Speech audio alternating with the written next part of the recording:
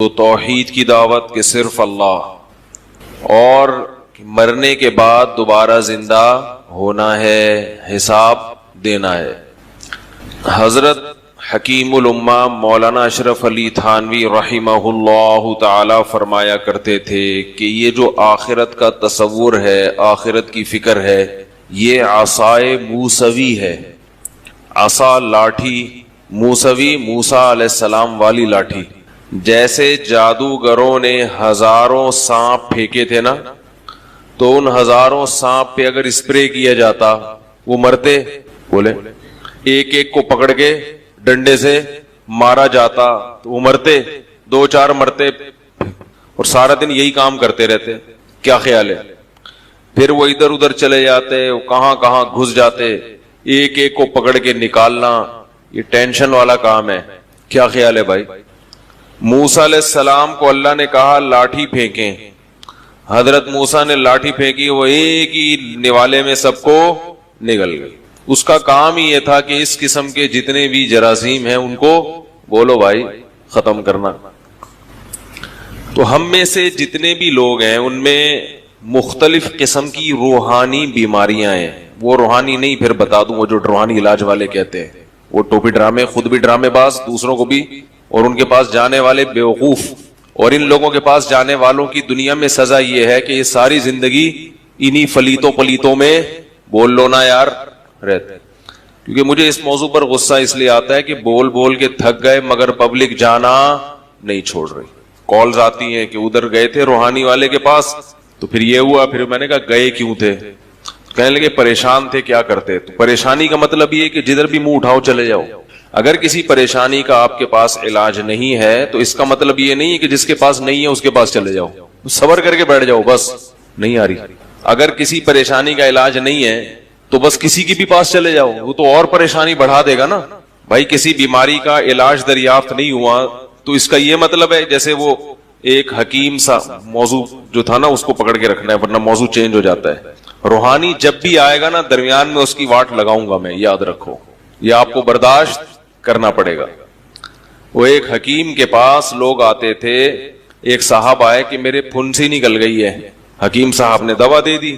حکیم بیچارے کو پھنسیوں کا علاج آتا نہیں تھا، دوا دے دی تو وہ اس شخص دوا لے کر گیا، احتیاطاً پوچھ لیا کہ اس سے پھنسی ٹھیک ہو جائے گی؟ اس نے کہا نہیں۔ کہا پھر دوا کس چیز کی دی ہے؟ اس نے کہا یہ پھوڑا بن جائے گی۔ کہا پھر کیا ہوگا؟ کہا پھوڑے کا میرے پاس علاج ہے، پھوڑے کا مجھے علاج آتا ہے، پھنسیوں کا علاج نہیں آتا۔ تو جو روحانی والوں کے پاس جاتے ہیں نا، ان کے پاس آپ کی پریشانیوں کا علاج نہیں ہے، البتہ یہ کچھ ایسی پریشانیوں میں آپ کو ڈال دیتے ہیں جن کا ان کے پاس علاج ہوتا ہے۔ سمجھ رہے ہو؟ تو آپ پھر یہ سمجھنا شروع کر دیتے ہو کہ میں ٹھیک ہو رہا ہوں۔ آپ گئے، مسئلہ پیچیدہ تھا اور پیچیدہ ہو گیا، اس نے کچھ کیا تو وہ جو الگ سے بیماری آئی تھی وہ تھوڑی دیر کے لیے ٹھیک، پھر وہ ایک چین میں ساری زندگی کے لیے پھنس گئے۔ تو میں یہ کر رہا تھا کہ ہم میں سے ہر شخص میں بہت سارے ٹیکنیکل قسم کے فالٹ ہیں۔ پورا انسان بڑا مشکل سے کوئی بنتا ہے۔ جسمانی لحاظ سے انسان بننا آسان، لیکن حقیقی معنوں میں انسان بننا مشکل۔ فزیکلی تو ہم سب انسان ہیں، فزیکلی ہم سب کیا ہیں؟ انسان ہیں، دانت ہیں، ہاتھ ہیں، پیٹ ہے، آنکھیں ہیں، تو یہ گدھے کی بھی یہی سارے پارٹس ہوتے ہیں۔ کیا خیال ہے بھائی؟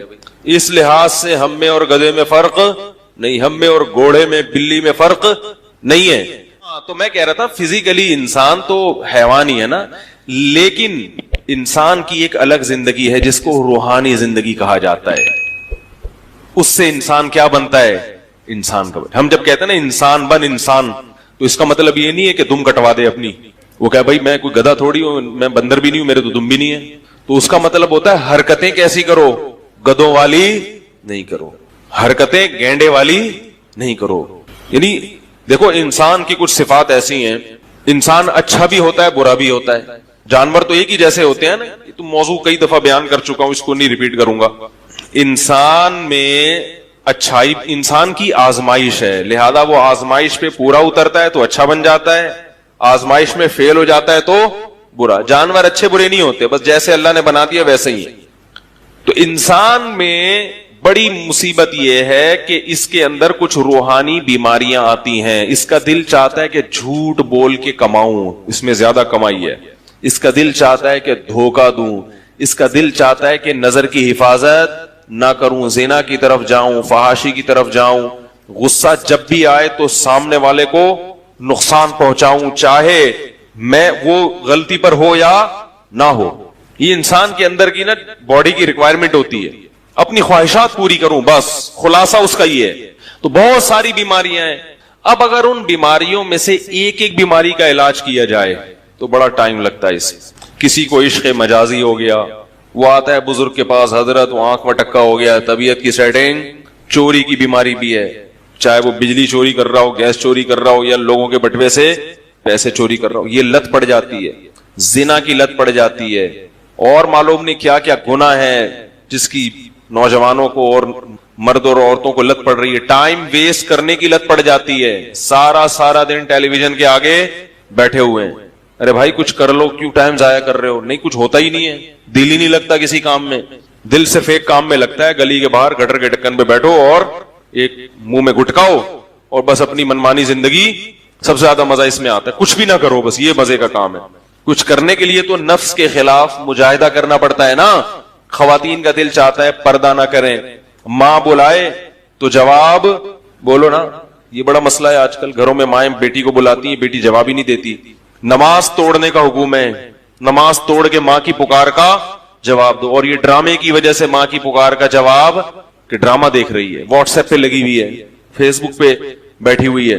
تو جب باپ اور ماں کا نہیں ہے تو میاں کا کہاں سے ہوگا؟ کیا خیال ہے میاں کا؟ کیونکہ اس کی تو ساری حرکتیں ان کو پتہ ہیں. کیا خیال ہے بھائی؟ ابا کے بارے میں تو بھائی اچھے ہی ہوتے ہیں سب کے ابا. میاں کے تو ایک ایک حرکت بیوی کو کیا ہوتی ہے, تو اس کی عقیدت کہاں سے آئے گی دل میں؟ اسی طرح میاں صاحب حقوق ادا نہیں کر رہے, دوستوں کے ساتھ تو ہی ہا ہا, گھر میں آتے ہی منہ پہ پورے 12 بجنا شروع ہو جاتے ہیں. تو یہ ساری سیٹنگ آؤٹ ہوتی ہے. اب اس میں معاشرے کی اصلاح کہاں کہاں انسان کرے بیٹھ, بھائی یہ بھی ٹھیک کر لو, یہ بھی ٹھیک کر لو, یہ بھی ٹھیک کر لو, یہ بھی ٹھیک کر لو, یہ بھی یہاں بھی انسان کے بچے بن جاؤ, ایسا کیوں کر رہے ہو, یہ کیوں کر رہے ہو, یہ کیوں کر رہے ہو. تو حضرت حکیم علماء فرمایا کرتے تھے آخرت کی فکر پیدا کر لو. بس کیا کر لو کہ بھائی جو بول رہا ہوں, جو کر رہا ہوں, وہ لکھا جا رہا ہے, اور اس کا ایک دن حساب بول دے کیوں نہیں بھائی, حساب دینا. فرمائے ساری چیزیں خود بخود سیٹنگ پہ.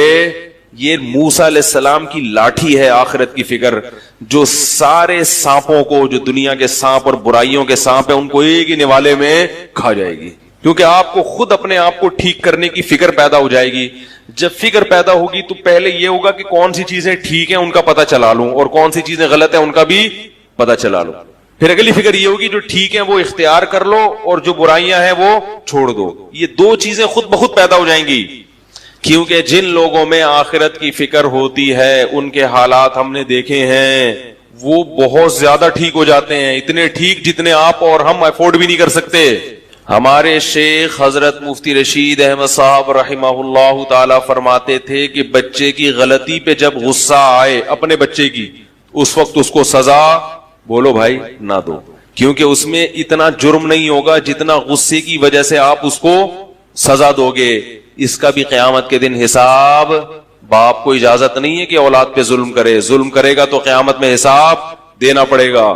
بتاؤ جو اپنی اولاد کو غصے میں نہیں مار رہا کہ کہیں زیادتی نہ ہو جائے, جبکہ غلطی اولاد نے کی ہے, بلکہ وہ غصے کے ٹھنڈا ہونے کا انتظار کر رہا ہو, تو وہ آدمی بہنوں کی وراثت کیسے کھائے گا؟ بولو نا بھائی. وہ کیسے لوگوں کے کروڑوں روپے کھا کے بیٹھے گا, وہ کیسے قتل کرے گا, وہ کیسے ظلم کرے گا.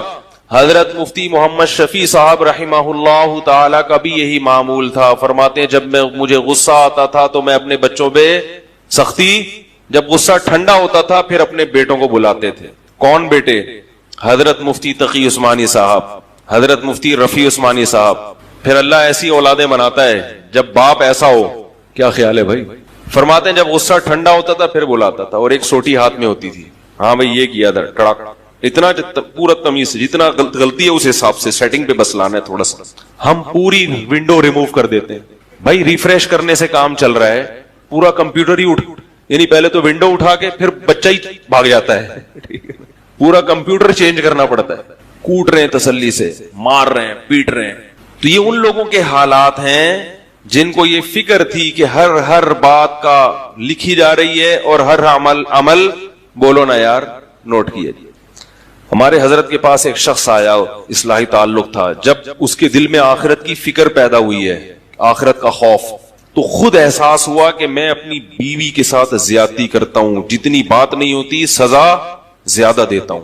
खुद से आजकल किसी इंसान को यह एहसास हो जाए, उसको अजायब घर में रख दो, इतना नेक मजाक। क्योंकि आजकल तो इल्जामात लगते हैं, गवाहों से साबित होता है कि जालिम है, फिर भी शौहर मानने के लिए तैयार। वो अपनी इंसल्ट महसूस करता है? वो ये महसूस करता है कि मुझे अगर गलत कह दिया तो ये मेरी बेइज्जती है, ये मर्दानगी के खिलाफ, ये मेरी मर्दानगी को चैलेंज किया जा रहा है। वो ये ऐसा तकब्बुर में आ जाता है। अगर आप बोल देना भाई तुम गलत हो, तुम जुल्म कर रहे हो ज्यादा, तैश में बोले आइंदा मुफ्ती साहब के पास केस गया ना, ऐसे लोग भी हैं कि उनकी बीवी ने मेरे पास केस दायर किया, दोनों की बातें मैंने सुनी, मुझे अंदाजा हुआ, तो बीवी को धमकी दी कि आइंदा मुफ्ती साहब से राब्ता किया तो तुझे तलाक है। ये हो रहा है, नहीं आ रही बात? क्या क्या हो रहा है मुआशरे में, देख ले। आइंदा मुफ्ती साहब से राब्ता किया तो, क्योंकि मुफ्ती साहब तुझे खराब कर रहे हैं मुफ्ती साहब घर उजाड़ रहे हैं, तुम्हें घर बसाने की फिक्र होती तो यूं कहते राब्ता किया तो तलाक है। तलाक का लफ्ज इस्तेमाल करने वाला है भाई, वो घर तू खुद उजाड़ रहा है तू। हालांकि ये वो लोग हैं जिन्होंने शादी भी मेरे मशवरे पे ही की है। हाय हाय हाय, कैसे समझाया, हमारे ही बिल्ली हमें ही मियाऊं कर रही है तो अदल बहुत कम मिलेगा आपको लोगों की तबीयत में, एतदाल बहुत कम, कि भाई अपने खिलाफ भी सुनने के। मेरे वालिद साहब की अल्लाह मग़फ़िरत फरमाए, बचपन से एक बात हम उनसे सुनते आए थे, जिसने हक बात सुनने का तहम्मुल पैदा कर लिया, अल्लाह उसे हक पे चलने की तौफीक अता फरमा देते। चाहे चलने की नीयत ना भी होना, बस ये हो कि मैं अपनी बुराई ठंडे पेटों सुन लूं, आराम से सुन लूं, जवाब ना दूं, बस ये बोल दूं ठीक है आपने मुझे बता दिया, मैं गौर करूंगा, इतना भी काफी है। तो धमकियां देने पे आ जाते हैं। कोई भी अपने खिलाफ कुछ भी सुनने के लिए तैयार, बोलो भाई नहीं। ये सभी की हालत, सबकी हालत है ये। इसलिए याद रखो, ज्यादा खुशकिस्मत वो नहीं है जो दूसरों की बुराइयां बयान कर रहा है, सबसे खुशकिस्मत वो है जो अपनी बुराई सुनने के लिए तैयार हो। उसमें ज़र्फ, मैं बहुत नालायक आदमी हूं, लेकिन मैंने लोगों को खुली इजाजत दी हुई है। बयान में कोई बात नजर आए, कोई आपको लगे ये गलत है, खुले दिल से आके मुझे बताएं, और मुझे बताते रहते हैं। हमारे दोस्तों से पूछ लो, यार मुफ्ती साहब आपने तो बहुत बड़ी फेंक दी, इस तरह की बातें करते हैं मुझसे। क्या हो गया यार, आपने ये बोला, इसका कोई सबूत है? तो मैं उनको सबूत पेश करता हूं, नहीं होता तो बोलता हूं अच्छा भाई रुजू का ऐलान कर दूंगा। यार आपने ये बोला, उसका तो ये नुकसान हुआ है मुआशरे में। 10 साल से मामूल है अल्हम्दुलिल्लाह। लोग हाँ उस आदमी की बात नहीं सुनता जो खैरख्वाह नहीं है, क्योंकि जो बदख्वाह होते हैं उनका मकसद तंज है, उनका मकसद कीड़े निकालना है, उनका मकसद आपकी इस्लाह नहीं है। तो इस्लाह की नीयत से आएगा, खैरख्वाह बन के आएगा। हमारे दिल के दरवाजे भी खुले हुए हैं और घर के दरवाजे भी खुले हुए हैं, चूंकि ये लोग हमारे खैरख्वाह हैं। कोई भी फरिश्ता नहीं होता, कोई भी पूरा कामिल नहीं होता। आलिम की तबाही उस वक्त शुरू होती है जब वो समझ ले कि हम चुमा दीगरे नेस, मेरे जैसा कोई दूसरा नहीं है। हमारे बुजुर्ग, हमने अपने बुजुर्गों से सुना है कि जिस दिन दिल में ये ख्याल आ गया ना मुझ जैसा दीगरे नहीं है, दीगर फारसी का लफ्ज है, मुझ जैसा कोई नहीं है, तो फरमाया कि ये फारसी की मिसाल असल में यूं है, हम चुमा दीगरे नीस, तो इसको यूं कर लिया करो, हम चुमा डंगरे नीस। डंगर पता है ना, वो डंगर कहते हैं ना बेवकूफ आदमी को जिसमें अकल ना हो। जिस दिन ये ख्याल आ गया कि मैं हूं सबसे बड़ा फंटर, मुझसे कोई गलती नहीं हो सकती, तो समझ लो तुम हो सबसे बड़े डंगर, सबसे बड़े गधे फिर तुम हो।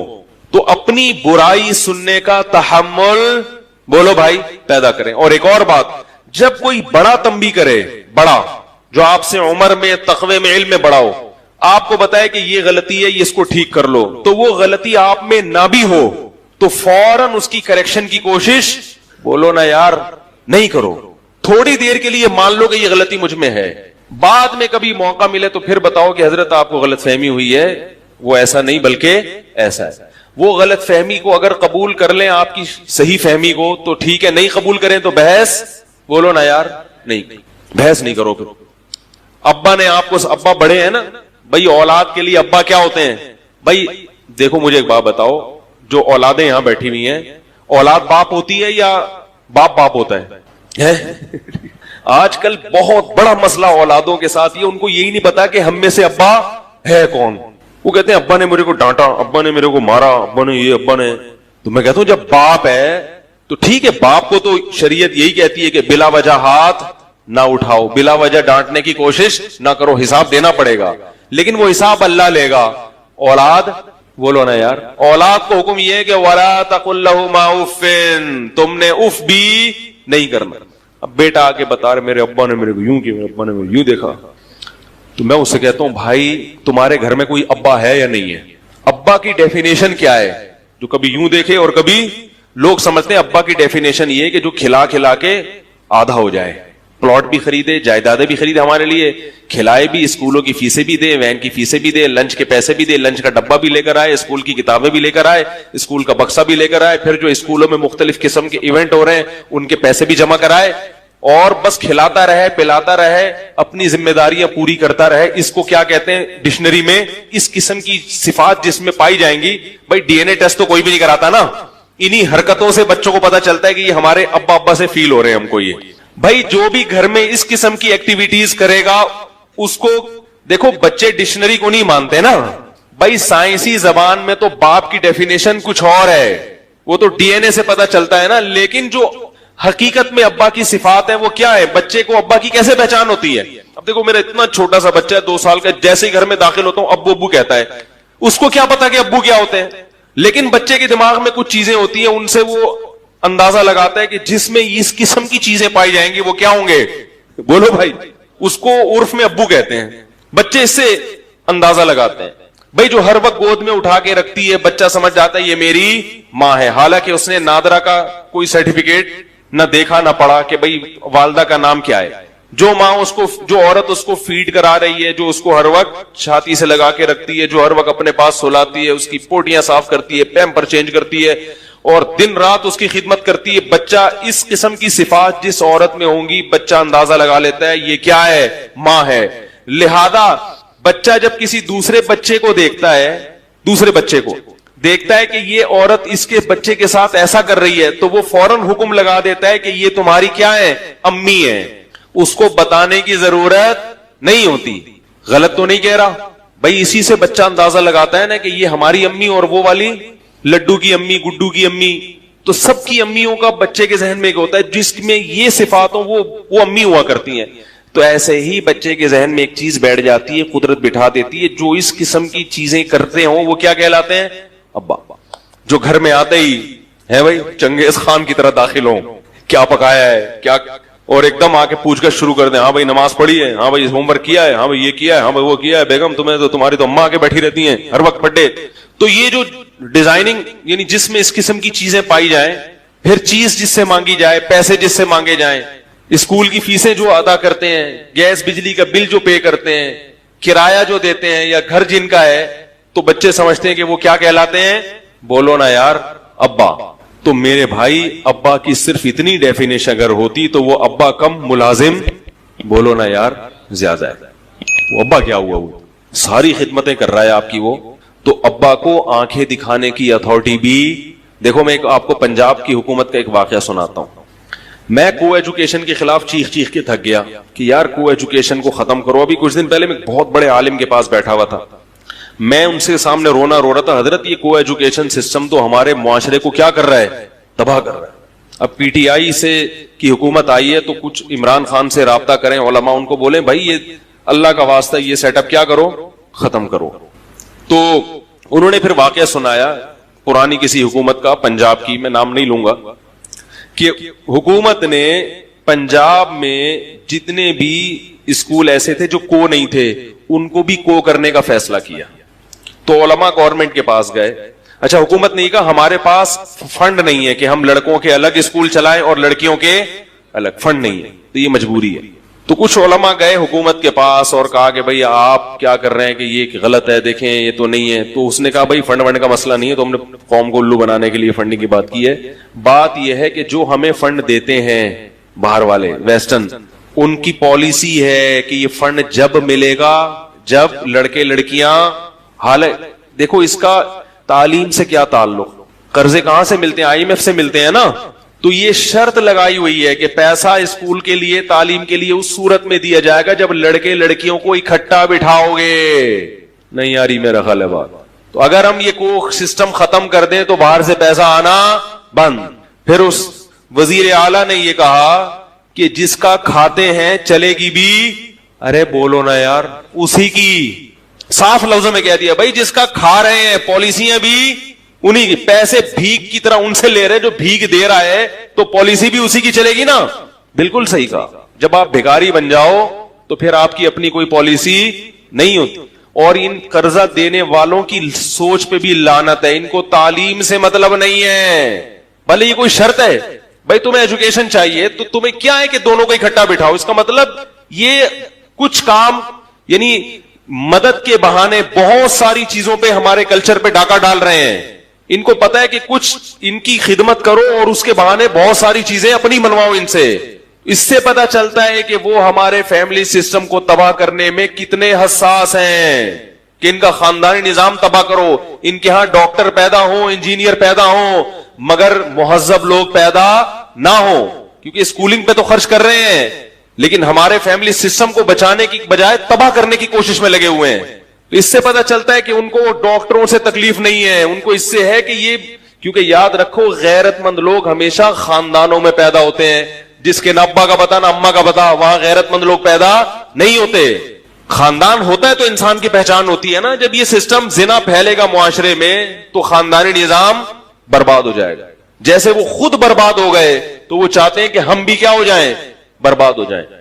تو میں یہ کہہ رہا تھا کہ ہمارے وزیر اعلیٰ نے ارشاد فرمایا کہ جس کا کھا رہے ہیں پالیسی بھی اسی کی چلے گی. کاش گھروں کی خواتین کو یہ بات سمجھ میں آ جائے کہ جس کا کھا رہی ہو بھائی پالیسیاں بھی, ہائے ہائے ہائے, آہستہ بولتا ہوں, خواتین کے بارے میں جب بات آتی ہے آواز کیا ہو جاتی ہے, سلو ہو جاتی ہے, کیونکہ ہم بھی ایک شوہر ہیں, ٹھیک ہے, ہم بھی مجبور ہیں بھائی. تو پالیسیاں بھی کس کی چلیں گی, اور اس کی پالیسی کے خلاف جب ہوگا تو اس کو آنکھیں دکھانے کی اجازت بھی, بولو بھائی, ہوگی. تو جب ابا گیس بجلی کا بل بھی دے رہا ہے, ابا کرایہ بھی دے رہا ہے, گھر بھی ابا کا ہے بھائی, اور سارے خرچے کون اٹھا رہا ہے, ابا اٹھا رہا ہے, تو پالیسی کس کی چلے گی. اسلام کہتا ہے, اسلام تو نیچرل مذہب ہے نا, تو گھر میں پالیسی کس کی چلے گی بھائی, ابا کی چلے گی. تو جب پالیسی کے خلاف ہوگا تو ابا کو آنکھیں دکھانے کی اجازت بھی, بولو نا یار, ہوگی. کہہ رہے نہیں ہوگی, جی بات, آنکھیں دکھانے کی اجازت بھی ابا کو ہوگی. پھر ابا اگر بیٹے کو ٹیڑھی آنکھوں سے دیکھیں کہ بیٹا تجھے کمبخت تجھے کھلا کھلا کے اتنا بڑا مسٹنڈا بنا دیا, اب جو میں کہہ رہا ہوں وہ تو کر, بچہ نہیں کرے گا تو ابا ٹیڑھی آنکھوں سے اس کو دیکھ سکتا ہے, ڈانٹ بھی سکتا